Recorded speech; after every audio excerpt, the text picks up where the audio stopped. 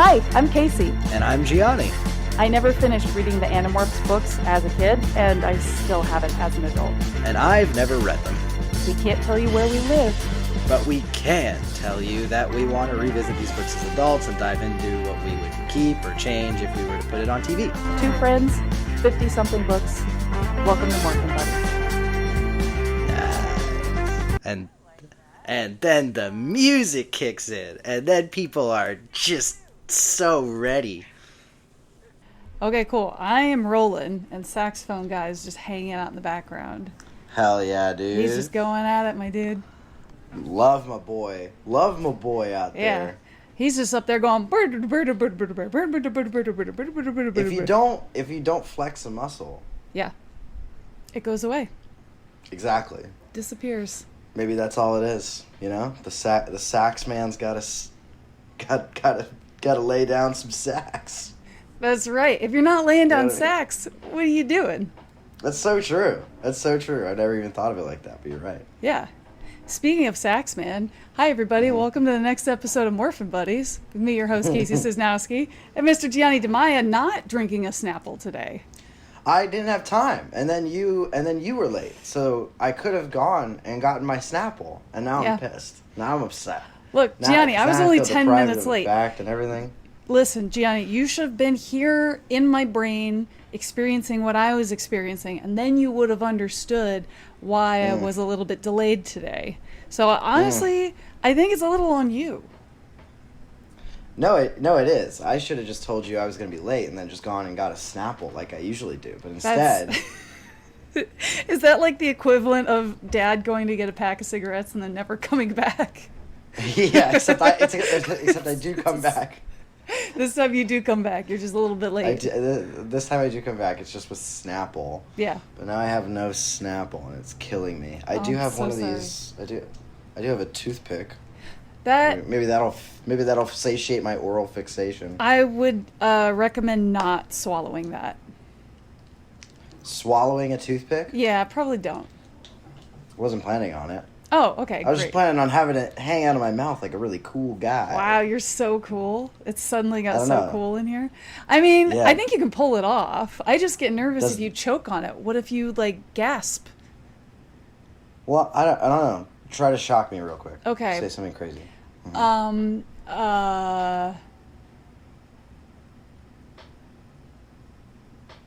got nothing. I don't have anything. Oh my god. Okay, that actually worried me a tiny bit. Genuinely, I got actually concerned for you for a minute.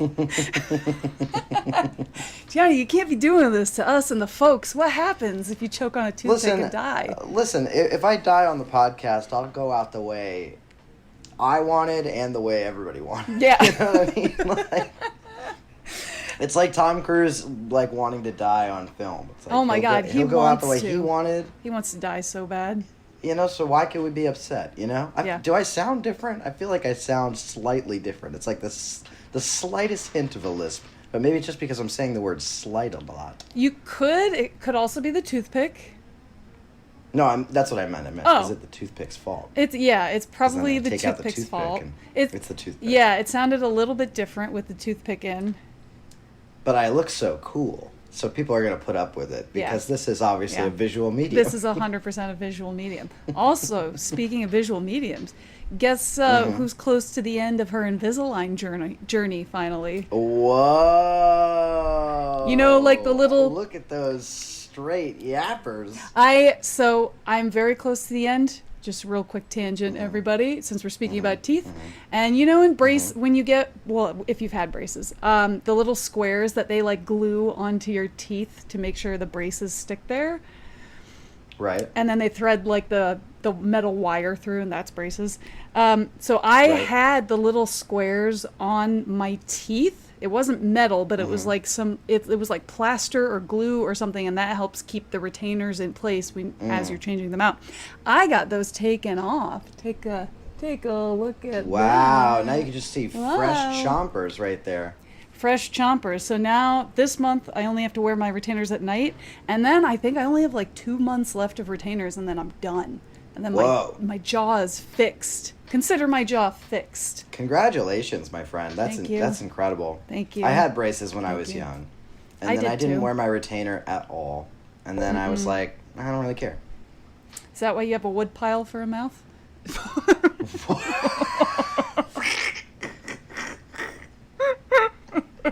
He doesn't. Folks, just for the record, Gianni does not have a wood pile for a mouth. I just said that because I thought it was funny. Gianni has very nice teeth. Genuinely, you do have nice teeth. No, my teeth are fine. It's never a feature that I'm concerned with. No, you shouldn't be. At least not at this current moment. No. If they were falling apart, different story. But yeah, my teeth are perfectly adequate. They are not a wood pile. Yet, not yet. Not yet. Anyway, we'll see. So today we're talking about which book, Gianni? Which book are we talking about today? We're talking about the aptly titled "The Reunion." Heck yeah, baby! But before we get into 30. it, yeah, we got little Ryan emailing us some No way. Science Corner with Ryan. You know, if anybody can make a stinger that's like Science Corner with Ryan, you can send that to us, and maybe I'll put it in the episode. We have no sound bites, so we can just slowly don't. add them in now at episode more than 30, but I put in awards music last episode, but it's not like a regular thing. You know what I mean? I'm very excited to listen to that. That'll be great. Heck yeah. All right, so Mr. Ryan reaches out to us and says, in your episode for book 29, The Sickness, the one where Cassie morphs into a Yeerk, goes to save Axe,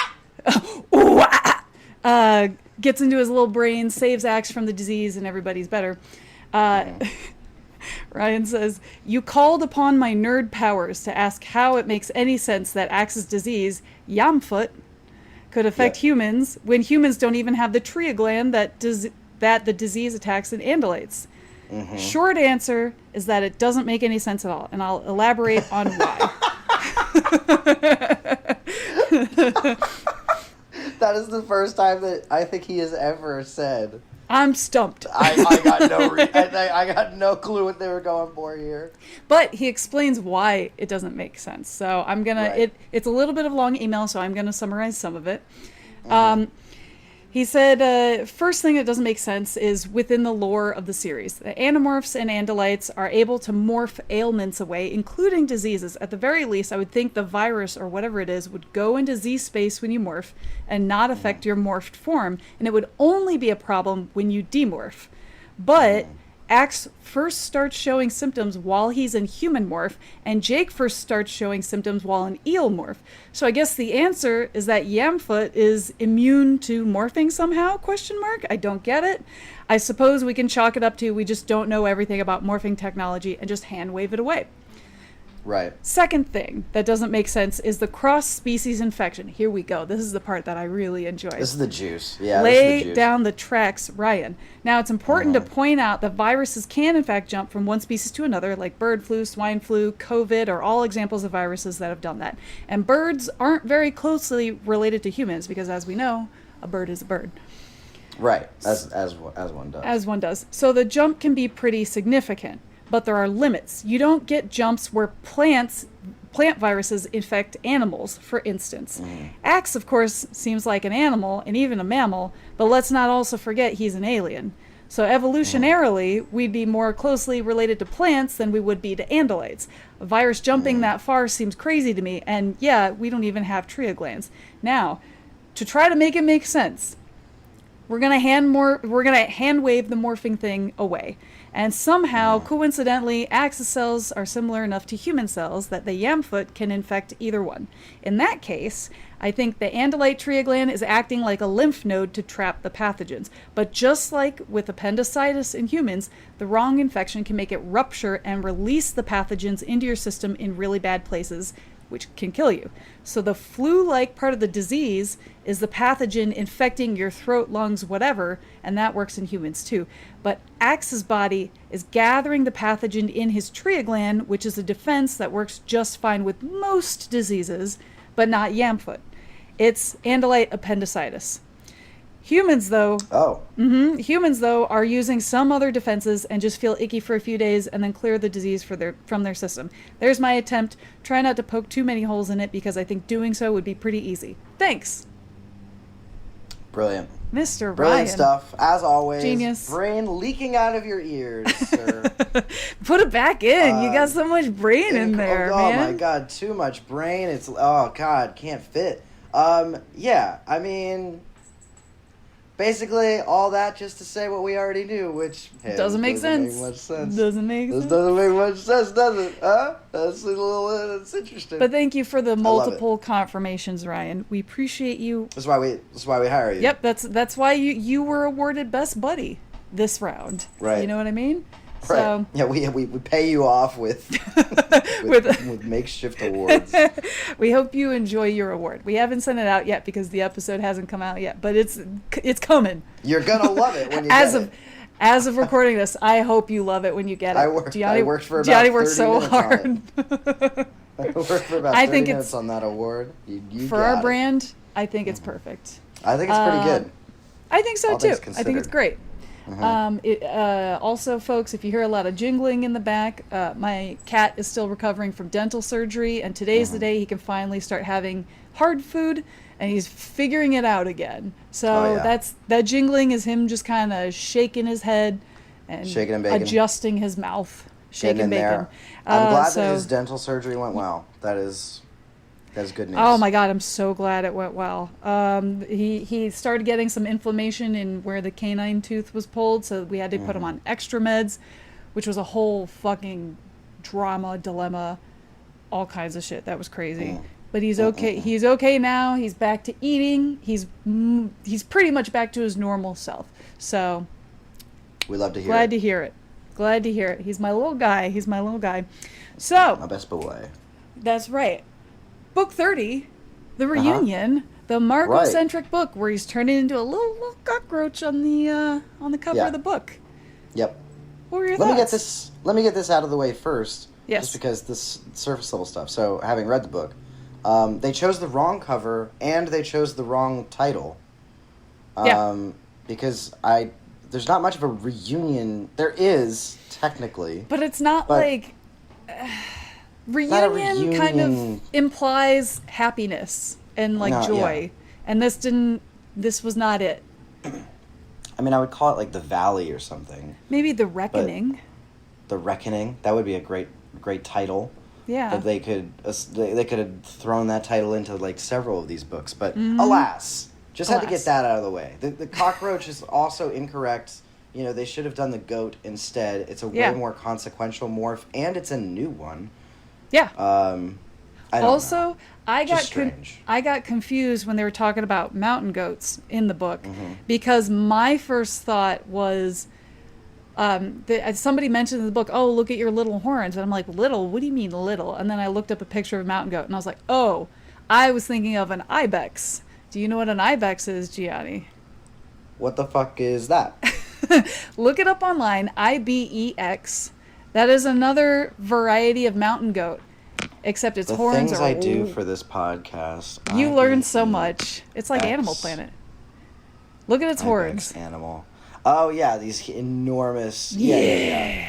That's what I was thinking. Yeah, and I was like, how is he going to carry those around with everybody around him? But no. That's interesting. Yeah, no, mountain goats are the big white ones with the tiny black horns on top of their heads. Yeah, they're very funny and also very large, but also big. Watching them scale mountains is truly incredible. Amazing. But yeah, should have definitely been a goat on this cover. Don't know why it wasn't. Very strange. My only reference point for this book going into it was that I knew that people liked it for the most part, for my general sources. Sure. And then I had also known that there is a Reddit post. I apologize to the poster. I don't remember your name. But there's a Reddit post that I saw somewhere on the Animorphs subreddit somewhere that was like something to the effect of the whole plot is just Marco as a goat randomly walking up a mountain. It was basically something to that effect. And so I knew that was a scene that was going to happen. I did not know at all the circumstances around it, but that was basically the gist of the post. Yeah. That was all I expected. What I would say is I think that this book is super interesting and awesome. I would go as far as to say easily one of the best books in the series, even irrespective of my problems with it. I think that it is, when it's at its best, it's all of the most interesting things that Animorphs has to offer, which is sort of combining these really kind of powerful emotional growth moments with this really chaotic and at times very harrowing sort of world and in science fiction world building. I think that there are even like sort of thematic angles to certain elements that this book touches on that I haven't even seen anywhere else in the series, at least not to this degree.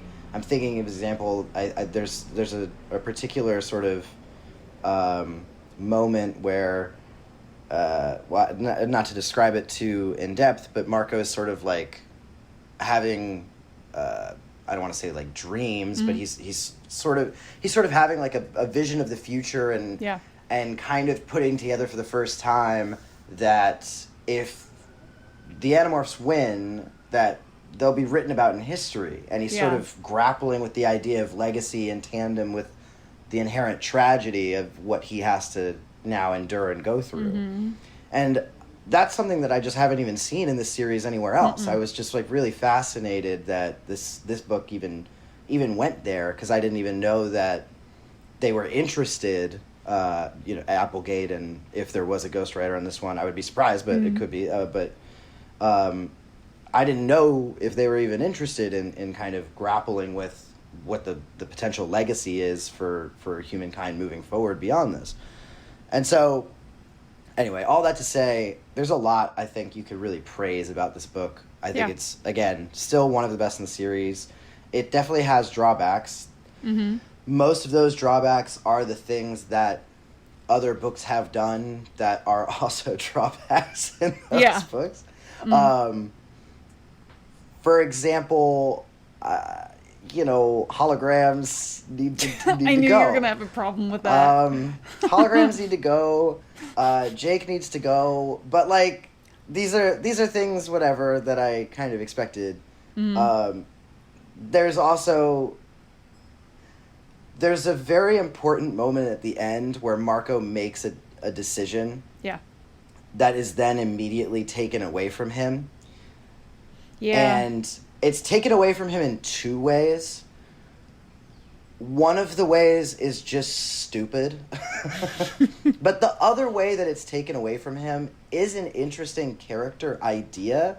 But the book doesn't have enough time or interest in resolving that in any sort of consequential way moving forward. And I would have rather Marco just be allowed to make that decision, because I think it's a very important character moment to have someone finally in these books really actively decide winning the war means more than whatever my personal journey is within it. And how that could have then fed into how Jake perceives his brother as being a Yeerk controller, how some of these other people grapple in other relationships, knowing full well the controllers around them. I would have liked to see like an epilogue of Jake and Marco sitting down and having a real conversation about what it means to have a family member as a controller, like someone you love and you're, well, not close. I mean, Marco's not close to his mom, but he loves his mom. And he wants her to be his mom. And he can't do that. And Jake can really relate on that level. I would have loved to see some kind of conversation between the two of them of just acknowledging it and being like, well, we don't know what to do, so we got to stick together.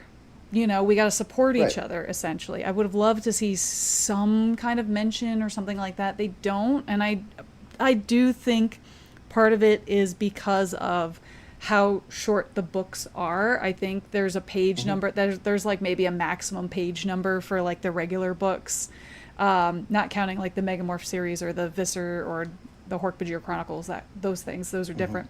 Mm-hmm. But I think this book is really limited by the page number, and I would have loved to see just a few more pages of exploration. You don't have to do a lot, but a few more pages I think would have really knocked this book out of the park. Yeah, I can do with less espionage into the whatever building and more how do we grapple with this moving forward, especially because we now are in such a rhythm with these books where we know sort of exactly how they proceed. You know, there cannot be a lot of hang time after a climax in these books. It's just not the way that they function, which is fine, except when it's something like this. When it's something that could theoretically completely change the character. I want to see how other characters respond to that. And unfortunately, I probably won't for a while. I mean, I expect it to come up in conversation, but I don't think it's going to come up in the way that we would be satisfied with it in the grand totality of the thematic implications of how they function as a group moving forward. So that is bothersome. Yeah. I think also something that this book is really guilty of, even more than other books in the series that have elements of this, is it does one of my least favorite things, which is we have a plan and we're executing the plan. And we're not telling you. The reader doesn't know what the fuck the plan is. Yeah, and I hate that. This book is really guilty of it, particularly because, one, this plan that they talk about is basically the plot of the whole book. So it's not like other books where we've had this issue where it's just been one event, sort of arc or element. This plan basically takes up half of the book. Yeah. And then two, the other issue that I have with it is that the book is so insistent on reminding you that there is a plan. I get it. There's a plan. But when you have, for example, they have this cliffhanger and moment ending on one chapter where Marco now is like, okay, I have to do Jake's role in the plan. And that's how they cliffhang the chapter.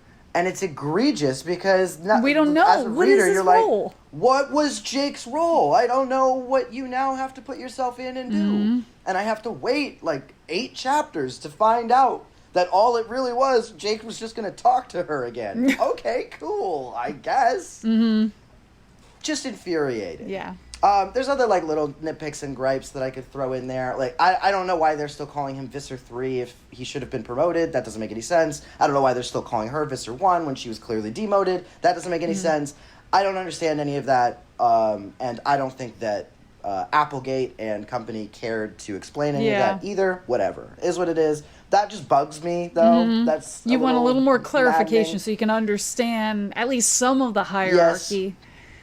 Something, and because I thought I understood it, and then now I definitely don't. Like, the more information I got about it, somehow it made it more confusing. Yeah. She has an Empire ship, but she was demoted, the other, so how does she have those... But all of the... how does she have any sort of colony of anything? But also she was instructed to come back, but she only has a limited amount of time. But other Yeerks are allowed to kill her if she... she also doesn't have minions anymore, but she does have minions. Like, she's supposed to be shot on sight, but then none of it was makes really any confusing. sense. All of the inter-Yeerk politics, I was like, just stop giving me information about this because you're making it more confusing. That was... It would have been better if she had said nothing about it. So then we can be like, we have no information. Don't say shit. Yeah, we get it. They have a beef. Yeah, we get it. That's all. That's all we need. But they don't like each other. She's got a mission. She's being coy about it because if another Visser ends up doing the mission, then all shit will break loose. Great, I get that. That's fine. But like the whole demotion and then why is he still Visser? I just don't get it. I don't get it at all. But neither here nor there. It was really nice to finally have a book where the antagonists actually felt antagonistic. Yes. In a way that was impressive, and you could see the clear distinction between so Visser 1 got to be Visser 1 because they are cunning, they are smart, They're charismatic enough to pick up on sort of social cues very easily. Yep. That was very cool and interesting to see. And even reading her paragraphs, you could hear her brain ticking as she's putting pieces together. And that was really interesting to read. You can see and feel the way that she's calculating things and putting them together. So absolutely. It was finally exciting to read an antagonist again post David because, David's just a sociopath. Yeah. But this is someone who is sincerely calculating and maneuvering a lot of pieces on a sort of proverbial chessboard, which also makes Visser 3 more interesting by proxy because you see that Visser 3 is really just a blunt instrument. Yeah. He is a soldier. He is going to just power his way through with these different morphs. He is going to just bulldoze over the competition and doesn't care what gets in his way. And that's why Visser 3 always seems so fucking incompetent. That was awesome to uncover within this book because just by pure happenstance of that dynamic, you actually now are able to be like, oh, it kind of makes up for a lot of Visser 3's dumbass decisions from before where he didn't get to win anything, right? Yeah, it would have been nice to see at least more of this in the first book where we had Visser 1 and Visser 3 together. And we heard some of them like kind of arguing with each other and making fun of each other and, jabbing constantly. But like, we didn't get to really see how conniving Visser 1 is. And we didn't get to see how Visser 3, like you said, just bulldozes over everyone. It doesn't give a shit, just wants to get done what he wants to get done. And it's good that we see this in this book because that helps make the character even more whole and it makes it make sense. But yeah, I would have liked that earlier in the series. That would have been nice. Yeah, it would have been nice. I think also first-person perspective does obviously limit you to a lot of those sort of experiences. You have to be in a room, or one of our characters who are seeing the perspective of has to be in a room with those two characters at the same time. I understand that there's a lot of difficulty to making that happen, but yes, this was the first time in the series where I actually thought, oh, I'm interested in the Yeerks. Yeah. Unfortunately, a lot of that then is negated by the Yeerk political system being so convoluted and nonsensical. Yeah. But point being, I was actually interested in at least those two characters for the first time, I think, maybe in the entire series. But at the end of the day, this book rides on the shoulders of Marco and everything Marco is dealing with in his journey. It rides on the shoulders of all of the very consequential and surprisingly spare character interactions that he has with his other friends throughout this book as well. I think all of those things really hit. I think in terms of characterization, it's one of the best that we've ever had in the series. This was a great book that should have been the best in the series, hands down. Yeah. And instead is just hindered by a lot of things that always seem to get in the way of these animals. Yeah. But that's my sort of final verdict. Yeah, I agree. I think there are definitely ways we can tweak it and we can just make some minor changes that can overall just improve the plot and the storytelling of this book. Where it doesn't feel so weighed down by like, wait, I'm confused. I thought this was like this. I thought this was like that. I think a lot of the little tiny things we can change can really make a big difference in terms of not knowing about Yeerk politics. I mean, we can even put little seeds at the very beginning of the series about Yeerk politics and how it can be like everyone's kind of talking over each other and expecting someone else to do a job when another team is supposed to do a job, and it's constantly confusing and nobody's taking any responsibility. Like, I think that would be an interesting dynamic to explore. Sure. I mean, yeah, also we hear about this Yeerk Council. I would love to explore what the fuck that's about. Oh, I'm sure that's going to come. I'm sure that's going to come up. I know, but now we're dealing. Okay, but we're getting to a point. I know we keep saying like there's just so many books in the series. Of course, they got. But we're more than halfway through. We're getting to a point now we're more than halfway through, and we have 3 main antagonists. I mean, it's getting a lot, and we haven't even met the council. Yep. We have this eldritch horror god. I guess we also have his underling, whatever the fuck that weirdo the name Drode. was. I can't remember the Drode. now. The Drode, or whatever the hell. We have Visser 3 and we have Visser 1. I mean, we haven't even met this council yet. It's getting to a point where we're going to be spinning a few too many plates, which also makes me super mad with how they did away with the final decision that Marco makes at the end of this book. But again, we'll talk about it when we get there. We'll talk about it when we get there. This book was ghostwritten, so surprise. That's shocking, actually. Yeah. I was surprised also because I thought it was really well written for character work. In terms of character work and plot, I felt like this book was one of the stronger ones in the series as compared to other ghostwritten books that we've read. So, and we're still not in the 20 book series yet. Just FYI, Gianni. How we're not there yet. How are we We're not? We're not there yet. How are we not? We're just. Did you freeze? Oh no. Oh, there you go. You're wiggling again. There you are. Okay, I found you. How in the world are we not in that 20 book series yet? We're not there yet, Gianni. What are we gonna? When does it come? We're not there yet. We're not there yet. Oh my god! Is the last? You had made a joke, and I thought it was a joke. But is it serious? Is the last book of the series ghost written? Okay. The last 2 books in the series are not ghost written, so I will say that. Oh so have no fear.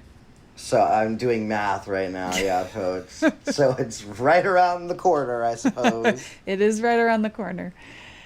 But I like the reunion. I felt like it was a bit higher on the list. I'd probably say like a 7 out of 10. I think the better parts of the book overrode more of the bad parts because of how interesting the story was for me in my perspective, and the plot and the excitement of Visser 1 and all the inner workings of that stuff. I thought that was really interesting and exciting. So I really enjoyed it. Yeah, it's a good book. And not to say that ghostwriters can't write good books. It's just that no, absolutely not. I was more so shocked at how seemingly pivotal it is for a lot of different developments. I mean, there's like a major, there's a couple major ones that are unfurled in this, but I guess Applegate was really in over her head and needed to shell out some more important stuff to some of these other folks. Yeah, I know she wrote an outline for the books that were ghostwritten, so she at least had an idea of like where she wanted to take the plot. And I'm sure she would speak to these ghostwriters just even over the phone, saying like, this is where I want to take it, this is the mood I want to have, write something like that, get it back to me within like, I don't know, 2 weeks. How long does it take you to write a ghostwritten 120-page book? Don't know. But get it to me within a certain time. We'll edit it, make sure it's within the same voice, and then we'll release it. And I think this one probably got more attention to the outline than previous ghostwritten books. Like the one where they went into the farmhouse, the meat market, the slaughterhouse. I don't think that one got a bunch of attention. Yeah, because Applegate was not happy about that. The North Pole one. Yeah, the North Pole one. Probably didn't get a lot of attention. Applegate's like, here, go wild, have fun, do whatever you want to do, just keep it in the same voice. Which is fine. I don't have a problem with that. So, yeah. So I think this one she definitely spent a little more attention to. Of course, this is all hearsay. What do I know? What do we know? We're just 2 guys with a podcast. You know what I mean? Yeah. I mean, maybe one day we'll get to track down some of these ghostwriters and interview them about it. But for the time being, cool. It's mostly speculation. Yes, correct. So if you guys know information, please let us know. Feed us more information. We're hungry for knowledge. Yeah. Just give me one phone number. That's all I need, and I'll do the rest. Don't say your phone number. Gianni's out for blood. I'll find him. So should we dive into the book? Should we get into it? There's a lot to talk about. So let's get to it. Well, we start out with Marco having a nightmare about being unable to save his mom. Oh, Marco, no. I wonder if that's going to be prophetic for the future of this book and where it goes. Is that a foreshadow I see? Could be. Could be. So he gets upsetty spaghetti, and he decides he doesn't want to go to school today. And he's just going to go downtown and fuck with people because he's a teenage boy, and he's upset. What else is he supposed to do with emotions? Feelings? Ew, gross. Yeah, I guess. I mean, go to McDonald's or something, though, or, like... he's got 2 best friends who live out in the woods. Like, do something else. But That's sure, true. He goes downtown, is immediately bulldozed over by some woman with a giant briefcase. Yeah. And he's like, oh, this bitch. So then he concocts this whole scheme to get her back by tripping her. But before he trips her... It was so good. I was like, that's such like a child's idea of like, yeah, I'm going to get back I'm going to trip her.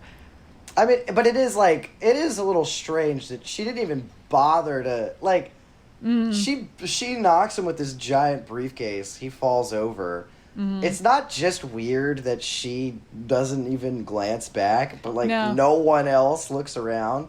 So then, so then I'm thinking, like, oh, I guess they're all controllers. But I don't know. Well, never confirmed nor denied. Especially if this is someone who doesn't want to bring attention to herself. You would think she would avoid people at all costs and not bump into them so they don't take a second look at her and be like, how dare she? Well, but that's neither here nor there.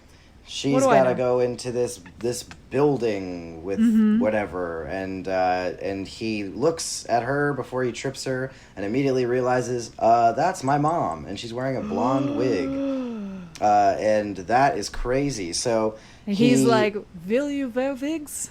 When will you wear wigs? He watches her go into this building, which I believe was called the Sutherland Tower. Yeah. I did not Google where the Sutherland Tower is, but I guess I didn't do that I would either. imagine it's a made-up tower, but yeah. But I was like, wait, maybe it's a real tower in Forks, Washington. Maybe we can find out. But hold on, I'll Google it right now. Yeah, this Google is what this whole podcast is for. Is the building Sutherland shaped Tower. like a man pointing with his mouth wide open and his eyes wide open? Unfortunately, it is located in the Philippines. What? Okay. So they're in the Philippines. Confirmed. So, yeah, there you go. I know everyone's devastated to hear that Animorphs takes place not in Forks, Washington. But in the Philippines. But it does take place in the Philippines. So, I've never been to the Philippines, and I'm geographically challenged and probably could not point it out on a map. Oh, it's above Australia. Cool, man. It's right around there. In Indonesia, around there? You don't That's know where great, Indonesia bud. is, probably. Nope. No, I probably do. No, I don't. It's the little islands that are between Asia and Australia. Those little islands there. It's south of Japan. Means nothing to me. The south of Japan. Not interested. I don't look at no maps. I don't need none of that in my life. Hey, guess what? What's the best pan to cook sushi in? Japan! Are you proud of yourself? I am so proud of myself. Are you happy? Are you happy about what you made our people listen to? Not bad. Everybody. Are you happy about what they're listening to? They laughed. Even if they didn't, they did sure? Inside. Yeah, well, I'm sure. If you laughed, write in an email to morphinbuddies@gmail.com. Just send us ha ha ha ha. Casey's funny. And let us know you laughed. Gianni doesn't understand what humor is. No, just wait. You're gonna get no emails. Yes. And then you're gonna be really upset. Ryan, you're gonna be really upset when we record again. Ryan, can you explain the science of humor to Don't Gianni? beg him. No. Explain. Don't beg no, him. explain the science of humor to Gianni because clearly he doesn't understand what a joke is. No, get out. Get out. That was funny, and I stand by it. Don't drag him into this. Oh, he likes being dragged. Listen here.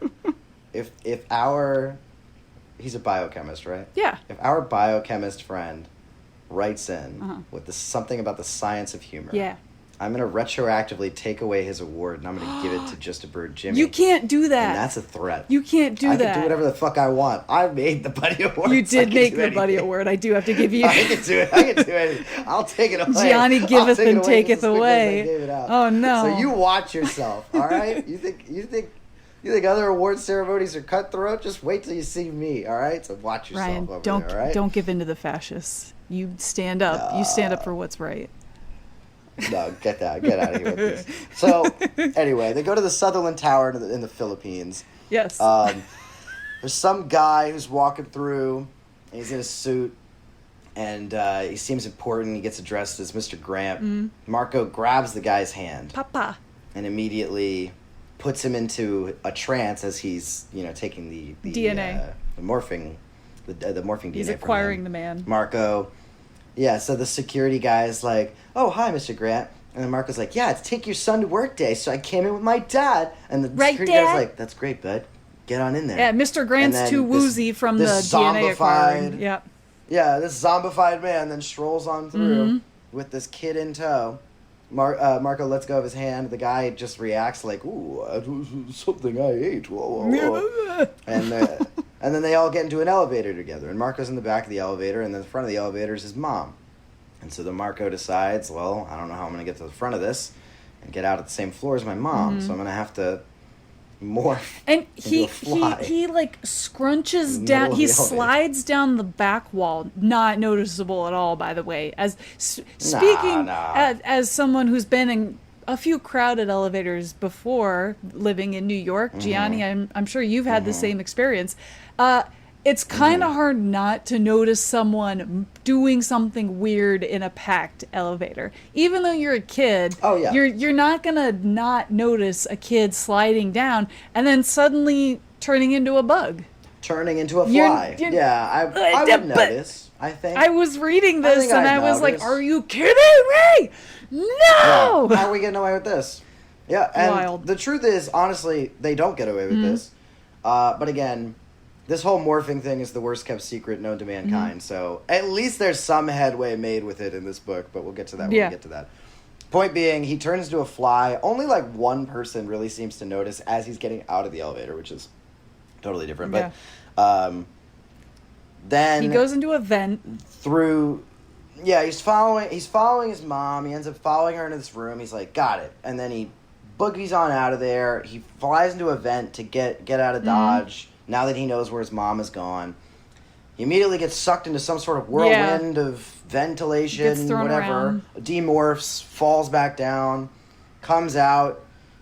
Then all of a sudden, someone's coming into an office, and he's in the office, so he quickly morphs into the guy that he got, Mr. Grant. And the real Mr. Grant has passed out somewhere. Not yet. Sorry, my bad. First Marco's Mr. Grant. My question was, like, I don't think they talk nearly enough about what the hell Marco's wearing at this point in time. Because a stretched out leotard. This person walks in. They say something innocuous to Mr. Grant, and then they leave. And then he goes to leave as Mr. Grant, runs directly into Mr. Grant. Then the guy immediately just passes out from the sheer shock of looking into his own face, I guess. Marco drags him into a supply shed, takes his clothes, and and leaves. And then he's like, phew, that was close. Like, what do you mean? No, that was not close. What are you talking about? No, I don't think we got away with it at all, actually. One person saw a fly boy, and the others saw themselves in the most Eldritch fashion imaginable.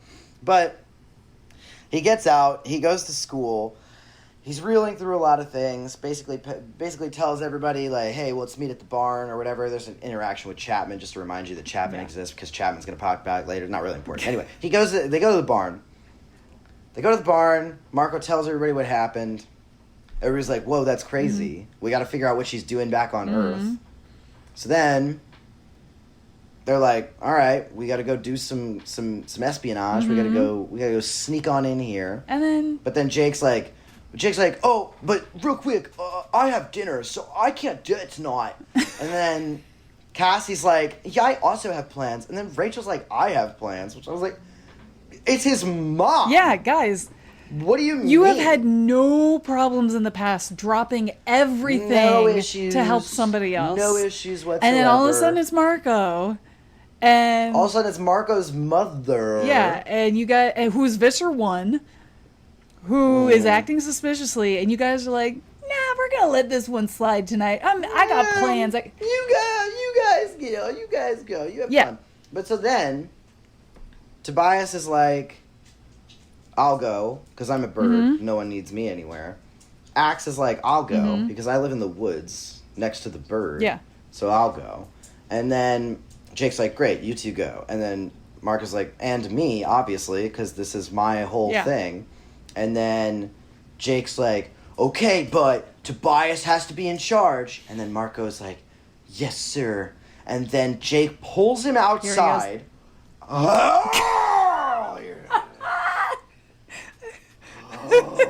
He pulls him outside. He's like, hey, brother, don't do that again.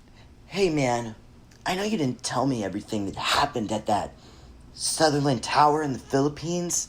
Yeah. And it's probably because it's better that I don't know, right?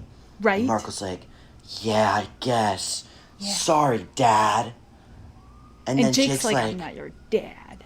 And then Jake's like, I'm not your dad. I'm your leader. And also, if you do that again, we're going to have some real problems. Yeah. He actually says make sure that. You listen to Tobias.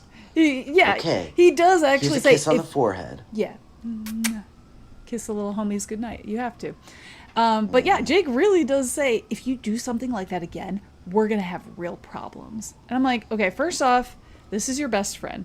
If your best friend was following his mother, who he's trying to save, and figure out whether or not she's still with the Yeerks, and you're going to sit here, and instead of saying, hey, man, I'm sure that was really hard for you to leave your mom, and I understand how important this is to you, but I got shit to do tonight, you know, like we gotta do it. Can you save it for tomorrow night, or can you be safe tonight?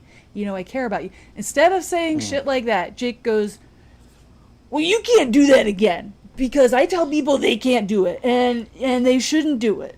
And I get it. Yeah. How's this, Jake? How about I have a gun? How about that? Oh my God. How about I shoot you in the noggin, you stupid fuck? If someone ever said to me the shit that Jake says to Marco in this scene, and I am not a confrontational human being in real life. If you met me in real life, I'm a very nice guy. But in my head, I'm very mean and upset all the time. And this would be one of the moments where I would be vocally upset out loud. And I would say, butt out, Buster. And then I'd shove him off a cliff because fuck this guy. He's been a bad friend for like, how long has it been canonically? Like a year? This guy sucks. Yeah. The worst. Yeah. I definitely took some issues with that, and I was like, that sucks. I get he's a child and he doesn't know how to regulate his emotions, but like, this is your best friend. This is your best friend. You do that to David. Don't do that to Marco. Imagine being friends with like 5 or 6 other people, and you guys all get the same job. Yeah. And then one of the guys is like, my job's actually more important, and tells your jobs what to do. Even though I didn't choose this job, you all put me into this position in the same job. It's not my fault. It's your fault. Yeah, you're fired. How about that? I'm throwing you off the roof. Unbelievable, this guy. The audacity. Gianni, I have a question for you. Okay. What's your sign? Pisces. Oh, interesting. You're a little fishy boy. Okay. I didn't know. Yeah. I don't really know that much about astrology. I don't really put too much stock into it, but I think sometimes it's fun. Yeah. And so that just made me curious when you're like, I'm non-confrontational, but I would have said some shit in this situation. What are you again? You're like a Libra or something? Libra! Puh. No. You're a Virgo, Gianni. I know it was a Virgo. I knew that. Not to shit on Libras. I don't remember know a bunch of great Libras. My birthday's September 13th. Actually? So, do I actually what? Know a bunch of great Libras? Well, my boyfriend's son is a Libra, and he's great. And I think I have another friend who's a Libra, and they're great. Yeah, like, I don't really shit on people because of their signs. I think that's a little silly to be like, I can't talk to you because you're an Aquarius or some shit like that. Right. I just think it's fun. I just look up the sex compatibility just to see. So what are you compatible with? I think, well, it kind of varies a little bit dependent on whatever the site is, but mostly it's, but I look exclusively for sex though. I'm not just talking about like romantic relationships. Fantastic. but I think it's like Scorpio, Capricorn, Cancer. Those are the ones that get along apparently best with me. According to whatever. Interesting. I had a friend tell me about the app CoStar, and they made me download it and then put in like my whole birth chart. I got my birth chart out of it. It's like there's like Mercury in my Venus or whatever, like it goes really in depth of like there's a Mercury in my Venus. It goes like super in depth of like your houses and like what your rising and your moon sign is, or I may be totally wrong with some of these things, but yeah. You can see like, let me just show you some of you have it this. Okay. Yeah, I have it. I'm showing Gianni it's backwards, so okay. But it goes like super in depth about your sun, your moon, your rising, Mercury and Libra. Yeah, I see that. Yeah, Venus and Scorpio, Mars and Virgo. I mean, if you're super into this stuff, you're welcome to talk to me about this because I think it's interesting. Cool. I don't put a ton of stock into it, but I think it's fun to like explore and play with a little bit. And this one is like weirdly super accurate for me. Yeah. So Gianni, if you want a cool birth chart, you can download CoStar and find out what your shit is. I don't know the exact time I was born. My rule is very simple though, and I've said this to a couple of people in my life, but it is something that I abide by. My rule is that I don't believe in anything, but I will believe in everything for just a little bit. Yeah. Hey, that is a great philosophy, I feel like. If someone's really interested in something, I'm always like, oh my God, yeah, tell me about it. Yeah, let me explore that a minute. So yeah, I've heard a lot about astrology. I have no concept of it in terms of like how. Yeah, I'm not super familiar with all of it to any sort of degree. All that. But love hearing about it. Love hearing about ghosts. Don't believe in ghosts. Love hearing people talk about their experiences with ghosts. I think ghosts are cool. I've never had a ghost experience, but if anyone's interested, I'm a Virgo. My rising is Sagittarius, and my moon is in Aquarius. So yeah. So someone write up who Casey should be having sex with. Actually, the sex part. You want to know what's crazy? I used a different app and I did the same thing. Got a birth chart for myself and made my boyfriend get a birth chart for himself. And it said that we were soulmates, and I was just like, oh, that's actually kind of nice. And that's so sweet. I don't think technically my boyfriend and I are quote unquote supposed to match because he's a Gemini. And he's Gemini with Leo energy. So he's like a lot of back and forth. And then I'm like, you're being a Gemini right now. And he's like, what does that mean? And I'm like, you're the second worst one in the astrology thing, I think. What's the first worst one? Scorpio. Oh, yeah. That's what I hear. Scorpios do not come for me. I still respect you. I have Scorpio friends also. Don't come for me. Listen, the shouldn't say this on the pod. Say it. Do anyway. Listen, the girl I lost my virginity to was a Scorpio, so. Oh my God, that's crazy. And she was crazy. Great. Love of my life for about 5 months, whatever that was. Aw, cute, Gianni. Wonderful, so cute. Wonderful person. What was that? Like 2 months ago? Oh. Good one, my friend. Got him. Zinger. Got him. Anyway. Everybody who's been listening to this show being like, for however many episodes, being like, I thought Gianni was gay. Shocked. No. Dumbfounded. Flabbergasted, they say. gasted our flabbers. I contain multitudes, you know? We all do. We're all a little multitude. You'll never see it coming. Listen. You'll never see me coming. If you saw me on the street, you definitely would think I was a lesbian. I've actually had someone stop me on the street in New York. I was wearing a crop top that said howdy, and I was wearing shorts because it was summer, and I wear my hair short and spiky because I think it's cute. And a guy stopped me on the street, and he's like, I bet I can tell you 2 things about yourself. And I was like, oh, great way to start off a conversation with a woman you don't know. Love it when a man stops me. Love that for women everywhere. And I was just like, okay, what? Because he didn't seem crazy. He just seemed like he wanted to have a quick conversation. Not yet, yeah. And so he's like, first off, you're from the Midwest. And I was like, well, yeah, technically I grew up in Indiana, and yes, that's part of the Midwest. And he's like, it's because your shirt says howdy. And I was like, we don't say howdy in Indiana, but okay. And then he's like, gotcha. 2, you're a lesbian. And I was like, nope. Nailed him. Goodbye. And I walked away. Yeah. It's like, don't make assumptions about people based on their appearance and then just tell them that that's what you think they are. I think... especially women. I think just don't approach anybody ever. Keep to yourself. Is that why you only lost your virginity 2 months ago? Stay away.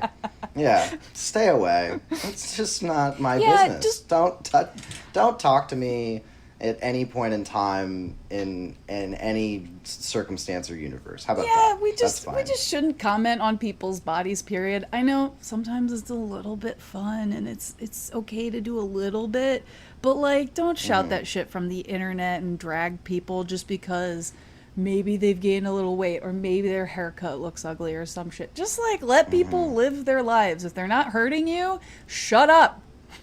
If they're not hurting you, shut up. You don't need to say jack shit. You don't have a right to be heard. You can just be quiet. Yeah, maybe that's the takeaway. I think so. Yeah, just stop talking. That's the takeaway. I think so. So anyway, these 2 podcasts are... Speaking of not talking, back to Jake. Listen. Oh yeah, that's right. We got so much more plot to go. Yeah. So they go off on their merry way. These three ragtag buffoons. It's Tobias, it's Axe, it's Marco. They go off on their merry way, and they decide that they can get in through the vent, but they're going to need to do a bug that's heavier. So they choose cockroach.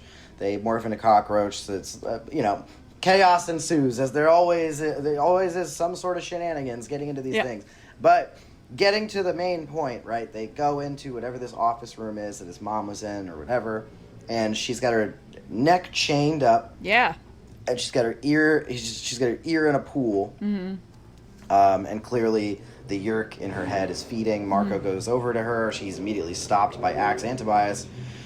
And then the 2 sort of explain that you won't be able to get to her before the Yeerk gets back into her head since something's up. And which we know is actually not true because Cassie's been a Yeerk, and we know exactly how that Yeerk pool is, and it's fucking chaos and pandemonium, and you have no idea what's happening outside of it at any point in time, no matter what. So I don't know how these Yeerks are getting away with it, but neither here nor there. Point being, they're there. They're like, you're not she's gonna be facing away from them. Yeah. Oh, and then someone starts trying to come in. Oh, I was gonna say we forgot about the hologram paint. The hologram paint, Gianni. The office is painted with a hologram so that when humans look in, it looks like a regular office. But it's not a regular office. It's full of a Yeerk pool. Then how is she tricked by the hologram? I don't know. Whatever. Anyway, someone's trying to burst into the room. And oh my god! Our smaller gang decides to battle morph and fight Hork-Bajir that have come in, and Visser 1 has the Yeerk back in her brain now, and she runs to the bathroom. She's like, they're trying to kill me, and you're trying to kill me too. She runs in the bathroom. They fight the Hork-Bajir. She comes out. She's got a Draken beam. She's shooting everybody. She just starts blasting. She's just blasting away at everybody.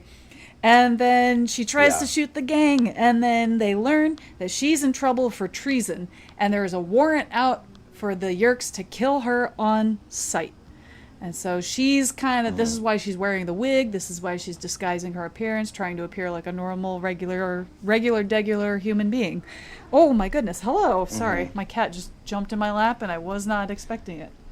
But this is also where I get a little confused because she has a mission though. Yes. And also accomplices. Yes. Unseen ones at this point, but definitely accomplices nonetheless. And she has this emergency, however much pool of Kandrona Ray stuff, so that she can accomplish this task.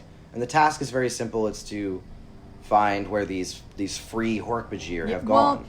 And to is that her task, or is that something she them. wants to do to get back in the good graces of the Yeerks? Also, well, this is what I don't know. This is where I'm confused. Yeah, I was like, I don't know if she's been assigned this or if she's just like, this is a good idea. It's not super clear. And how she got a ship and an emergency pool of Kandrona. Yeah. Why does she even need this human at this point? I mean, I would just take anything else. I don't know. Well, it's just also strange. Confusing because the Yeerks, she says the Yeerks want to kill her on sight. Then why does she have a Kandrona pool for herself?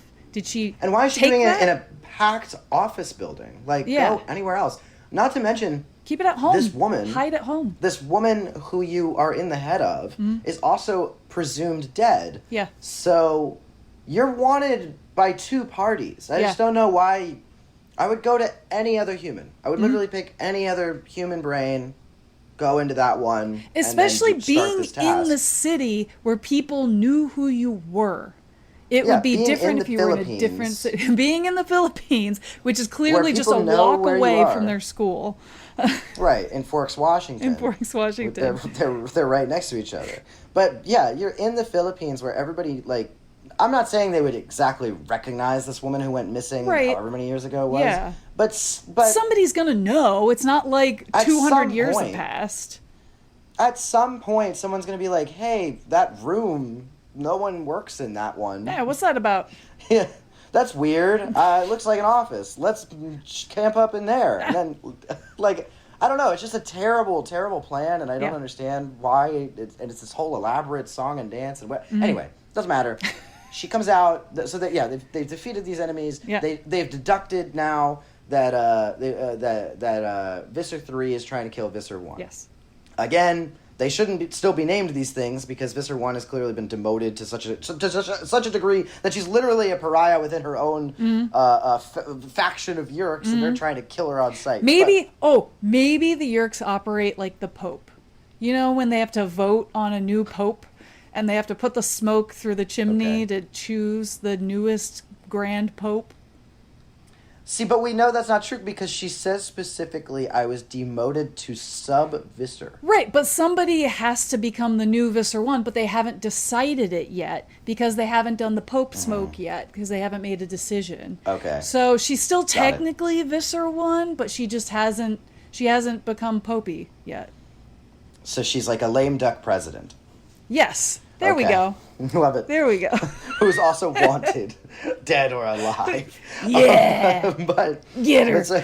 So she explains that her mission, whether she gave it to herself, I don't know, but yeah, who knows? Her mission is she's basically trying to find the hidden Hork-Bajir that we have now seen several times over the course of the last 10 books or so.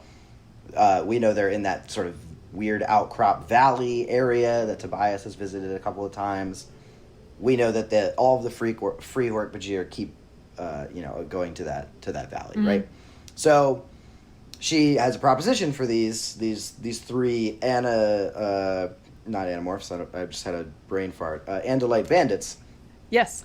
Her proposition is that if they all want the same thing. We all want Visser 3 gone because if Visser 3 keeps coming after her. So she says, if you help me find these free Hork-Bajir, I will help you in getting rid of Visser 3. So they agree.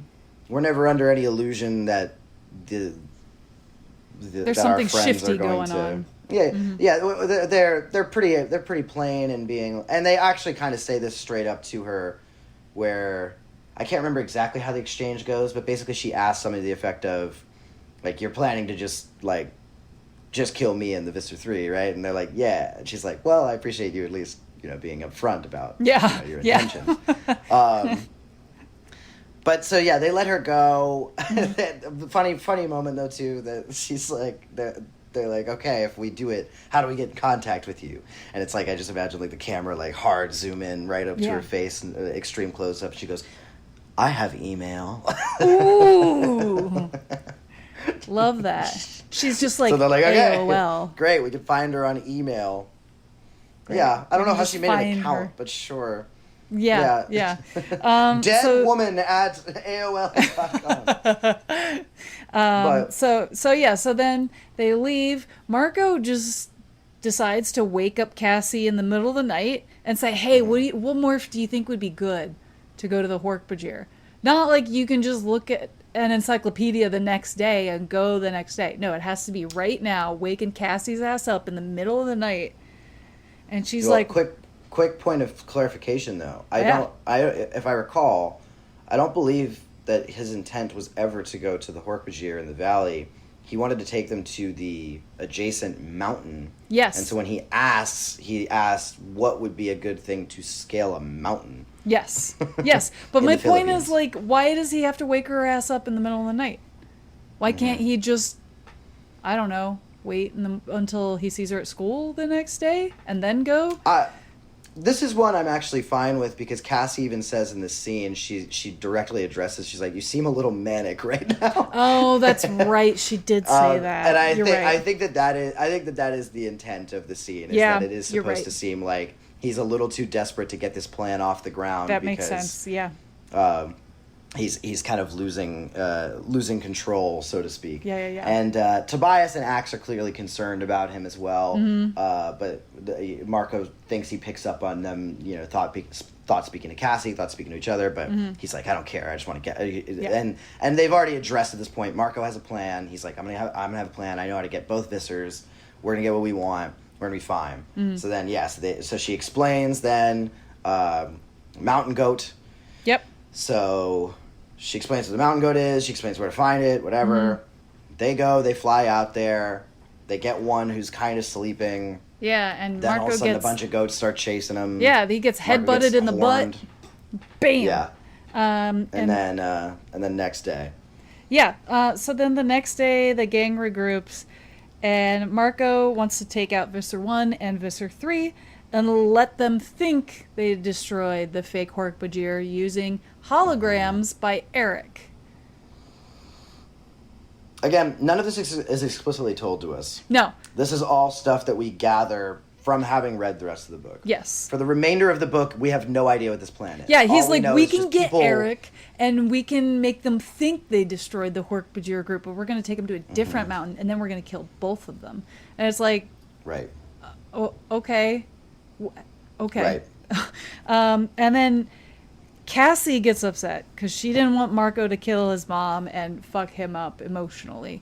And I like that they made this clarification. It's not that Cassie's trying to save a life. It's that she's concerned about Marco's mental health more than anything else. And I thought this is a valid way to write Cassie as, like, not necessarily a bleeding heart. I feel like that's a little extreme. Yeah. But you know what I mean? Like, But she's finally the emotional voice of reason in the group, that in a way that makes sense. Yes. Yeah. This makes sense. She doesn't want to see this destroy Marco. And she's very concerned that is going to just completely destroy who he is as a person and turn him into something not good. They don't really... Yeah. They're like, okay, thanks, Cassie. So you can sit down. Like, shut up, big dog. Nice, big dog. You can sit down. And then they call Eric. They email Visser 1.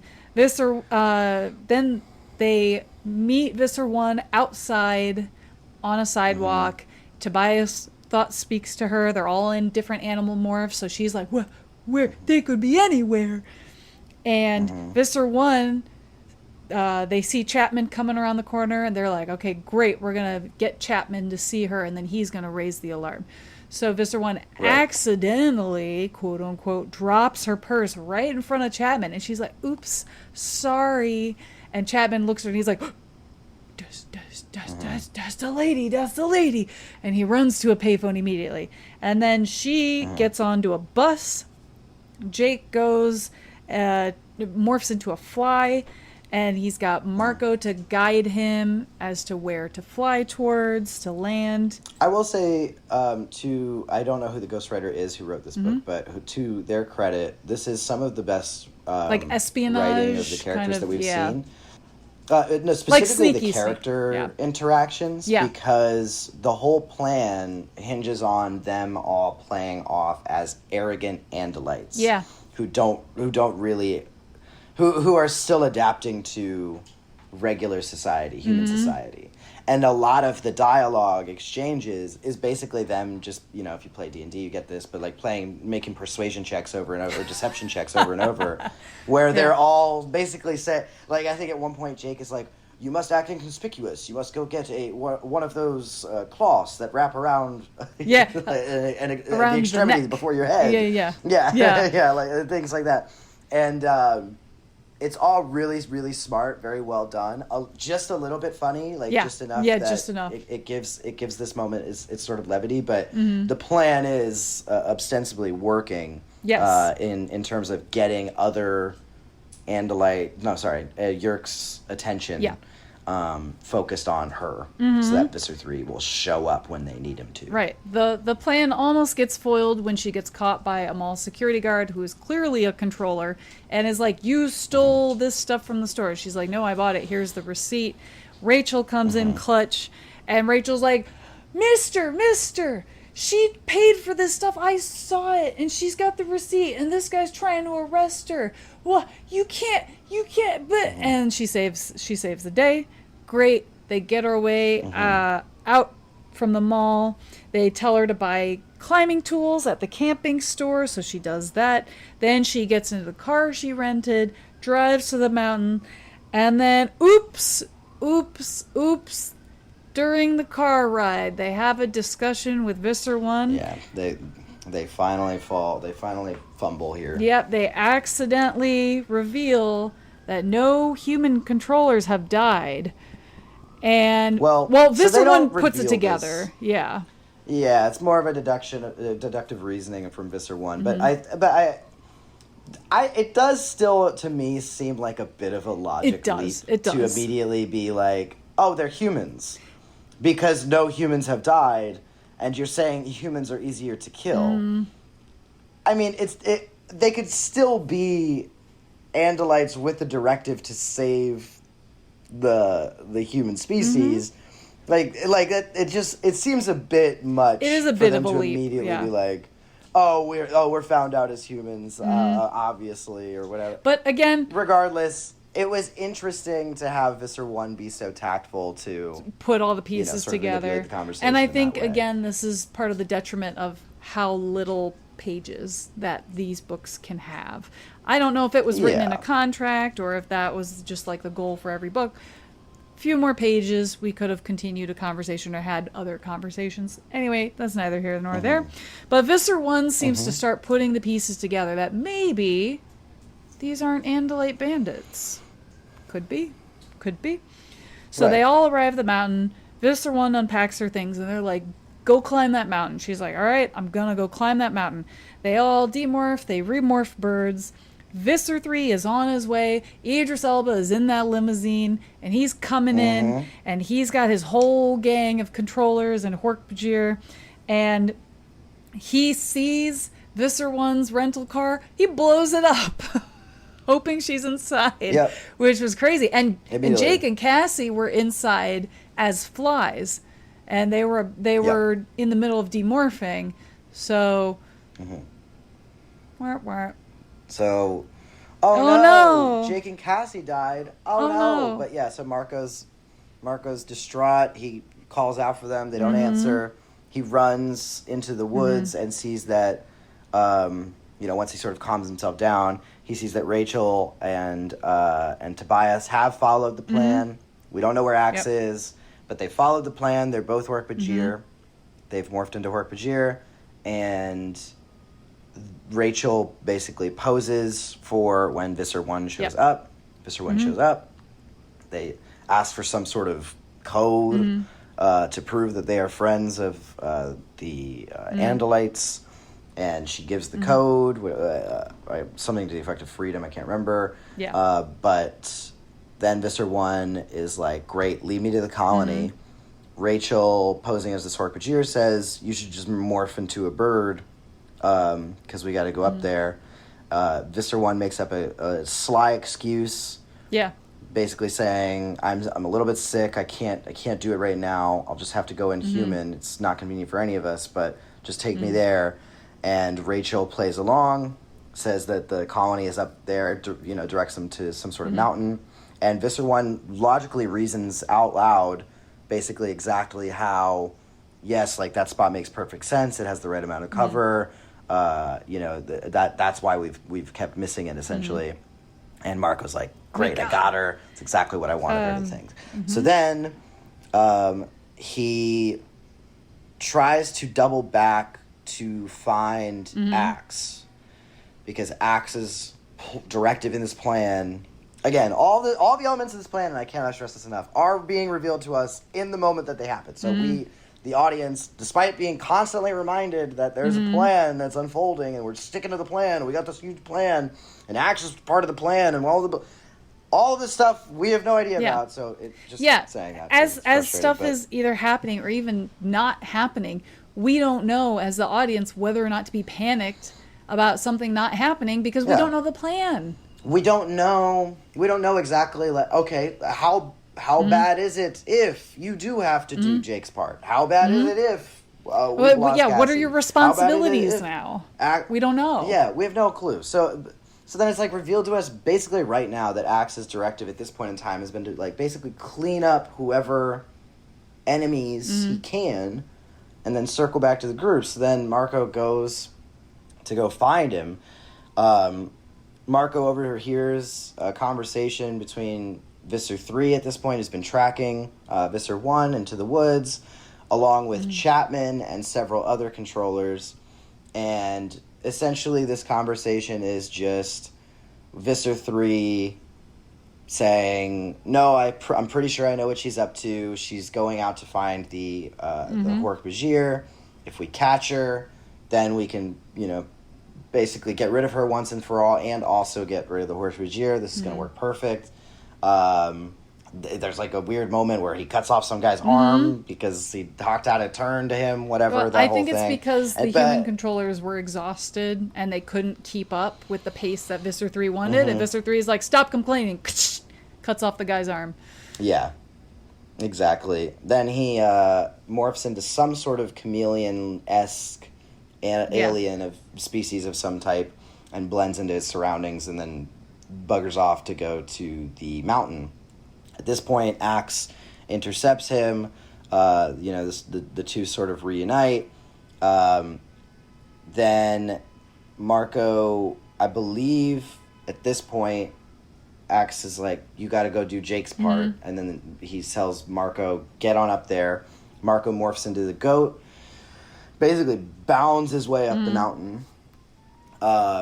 And at the top of this, cliff face, is now standing there in goat morph, ready for when Visser 1 arrives. She arrives with Rachel and Tobias still posing as the Hork-Bajir.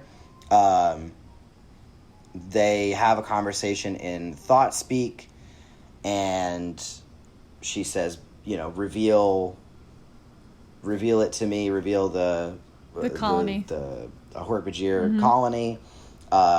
Marco calls out in thought speak to Eric, who he doesn't even know if Eric's in place at this point. Yeah, we haven't heard or seen anything from Eric at all. But Eric says, behold,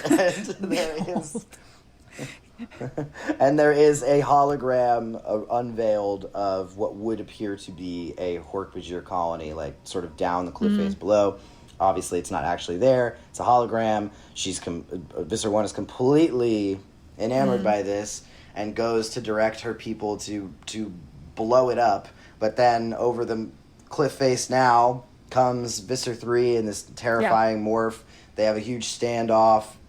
The standoff's really weird and kind of confusing because both of them are like, one of them is like, oh yeah, well I have cameras on my ship and my ship's recording, and so if you kill me then everyone will know that you killed me. And then Visser 3 is like, oh really, well if you do the same thing then my ships are also recording, and also we also have to kill all the Orc-Bajir. And it kind of goes back and forth like this for a little while, and again it's very confusing, the politics of these Yeerk things. But point being, they just start blasting, and but they're blasting a fake hologram. So Eric's doing the best he can to kind of make up for it by making it look like all the Orc-Bajir are dying. But really, all it is this blasting the mountain itself, and it's creating this fissure divide between Rachel and Tobias and Marco with both Vissers. And Marco's in this goat morph again. I cannot emphasize that enough. At some point, somewhere along this line. I think it might have actually been before Visser 3 arrived. I can't remember. But at some point, Marco kind of makes like a little bit of like a snide remark. Or like a little jokey and almost. sort of gives himself away. And Visser 1 immediately is like, I know you. I know a boy who used to make snide remarks. Which, again, is like the craziest logical leap ever.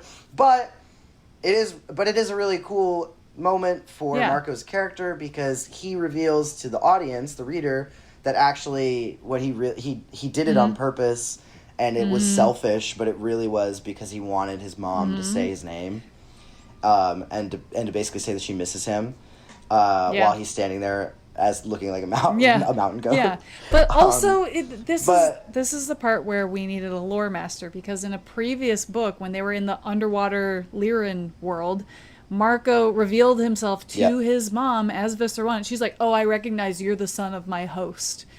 And it's like, okay, so she thought her son was a controller. So it would have been nice to have some kind of realization of like, you are not a controller. You're the one that destroyed the underwater base that made me lose my position.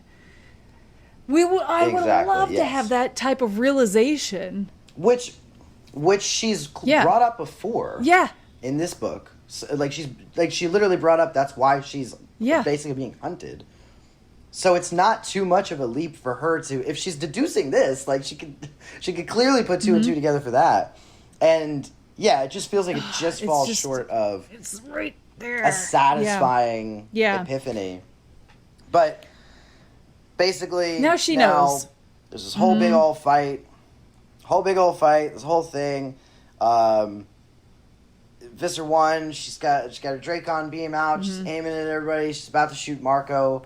Marco makes the choice. He says, I'm going to do it. He whispers, I love you.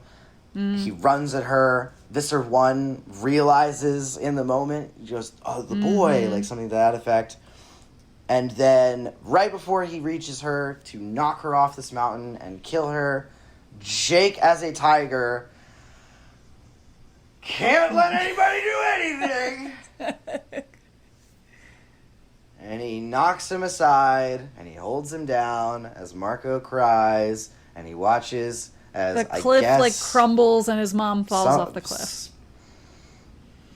Yep, and she falls, and then Jake just basically holds him. It would have been better if Cassie had done this. It would have been better if I would have understood more if Cassie had pushed him away. But for Jake to just completely take this away from Marco, to me, doesn't make any kind of sense.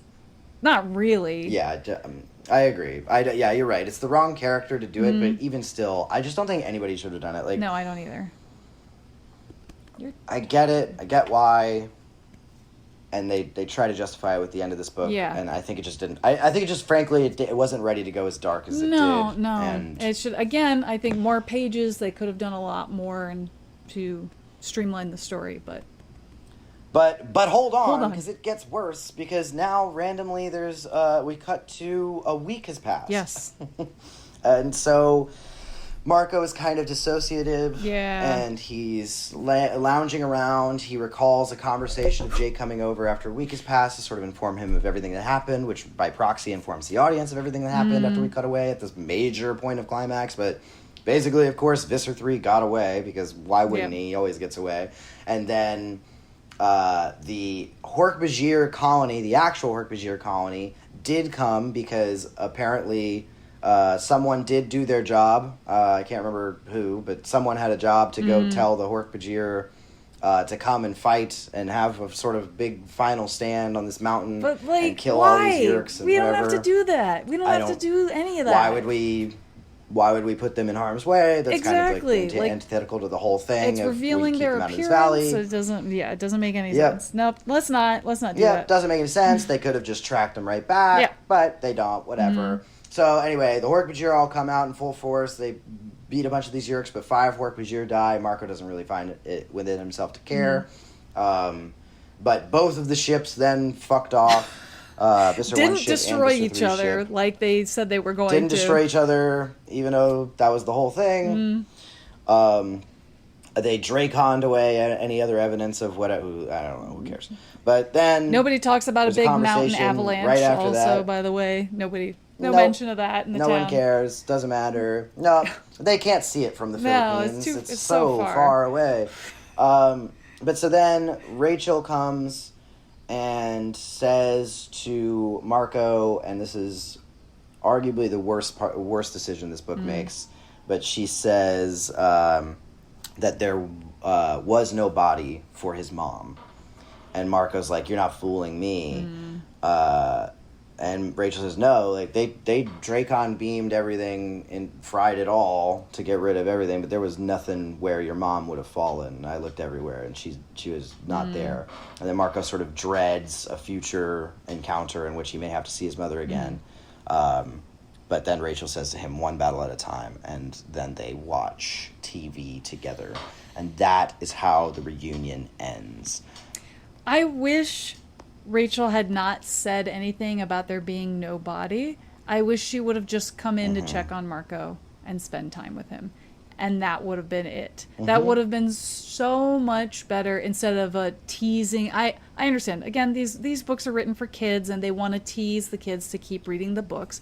I totally understand that angle. Yep. But at the same point, it would have been so much more powerful, in my opinion, if Rachel had just come in to check on Marco and just kind of been there for him. And, you know, or even better, could have been Jake that came over and said, "I'm sorry I took that choice away from you, but I felt like it was right in that moment because I didn't want you to throw yourself over the cliff," or something like that, you know, like.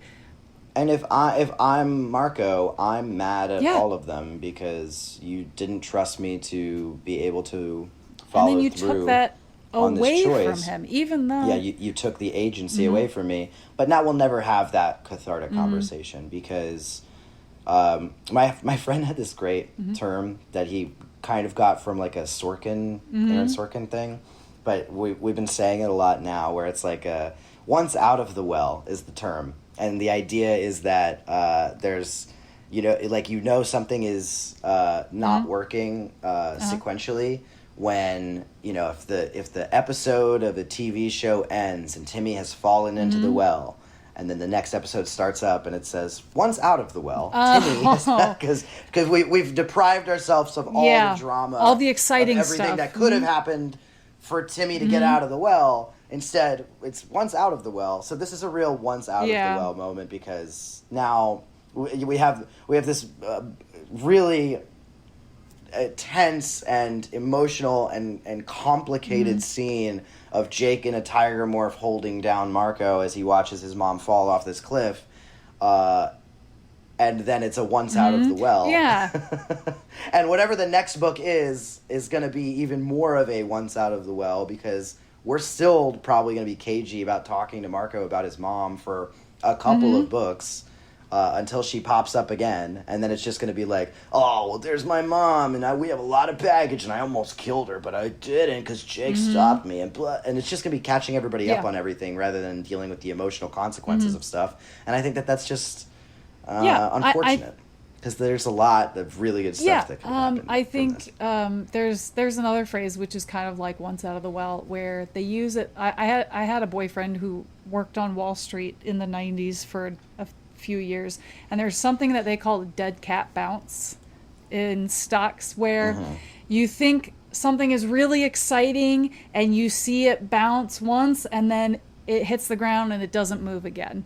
And so it's like something exciting and then it slows down a lot, and then maybe we're going to get a resolution, and no, it's dead on the ground. It's called a dead cat bounce. And that's, it's kind of like the same thing. It's like, oh, maybe we're going to get some kind of emotional resolution at the end of the ending here, and no, we just find out her body wasn't found. Nope. And also, this is really fucked up for Marco, because he's already been through this emotional turmoil of losing his mom once and not finding her body. Now he has to relive it over again, and that's fucked up.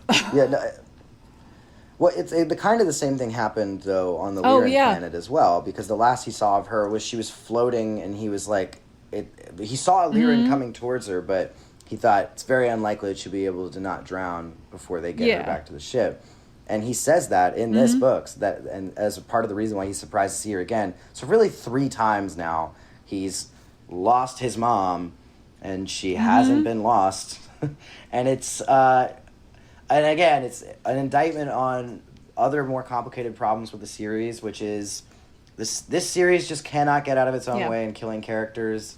I don't know why. I think part of it. It's genuinely part of it is because they're kids' books. They're written for teenagers or preteens, and I think part of it is also they have a low page count, so they're easy to get through. You just kind of rush through. You don't have to really sit and wait on I get it, reflect. I guess, but it's like tell it to the World War I battle scene. You know what I mean? Yeah. Like, tell it to the watching the dinosaurs go extinct on the god. Like, there's just so many things that are like, I know it's for kids. I'm not saying that it's not still hitting its demographic marks. Right. But to say that the series can't kill a character because it's like, okay, but there's so many elements in these books that's like, I wouldn't feel comfortable showing this to like a lot of kids. You know what I mean? Yeah, like, they're violent, and sometimes they're really violent. It's bleak, it's harrowing, it's terrifying. There's like a whole thing about people having PTSD from getting like ripped apart by like termites and ants and things. It's like, I get it, but this is a violent series. It's okay to have violent consequences.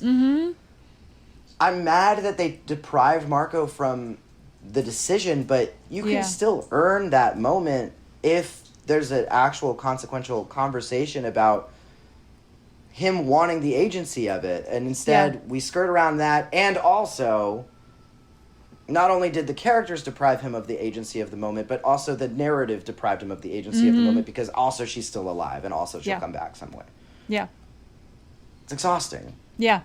So, I think it's fair to say the changes we would make in a show is just, like, have these emotional consequences. At the very least, have these emotional consequences.